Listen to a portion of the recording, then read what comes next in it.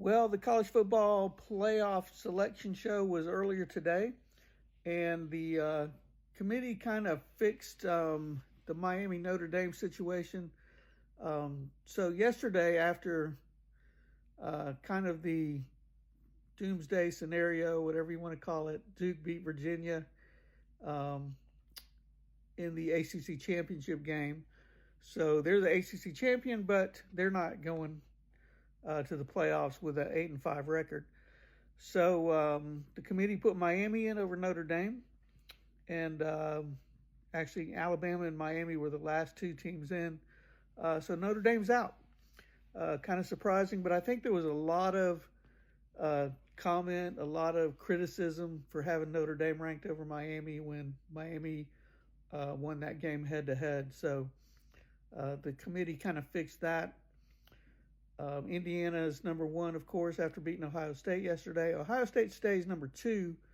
Kind of surprised Georgia didn't jump them with the pretty decisive win over Alabama in the SEC championship game. But Ohio State's two, Georgia's three, and Texas Tech is four. And those are the four teams with the first round byes in the playoffs. So that's kind of how it sets up. James Madison and Tulane both get in from the group of five because of the Duke win over Virginia. ACC only has one team in, Miami. Like I said yesterday, I think, I was surprised. I thought Virginia would win that game. But I think that helped Miami's cause because I think they just didn't want to leave out, have the playoffs without a team in the ACC, one of the power conferences.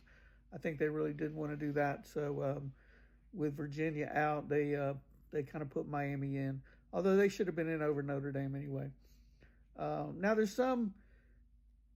was some speculation about Alabama losing, and if they were still going to be in with three losses. They are. Yeah, the SEC is probably the best conference. That's why they're in. But I mean, there's a lot of,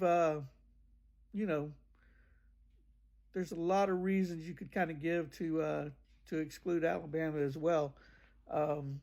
Texas, one of my favorite teams, Texas and Georgia Tech. Texas is out, and I don't think they deserve to be in the playoff. Although they've kind of made their case because they have some really good wins over Oklahoma and Texas A&M. But they're, the big loss to Florida, which is really a bad loss to a bad team. But Alabama kind of had the same thing when they lost to Florida State to open the season. Florida State ended up being pretty bad this year.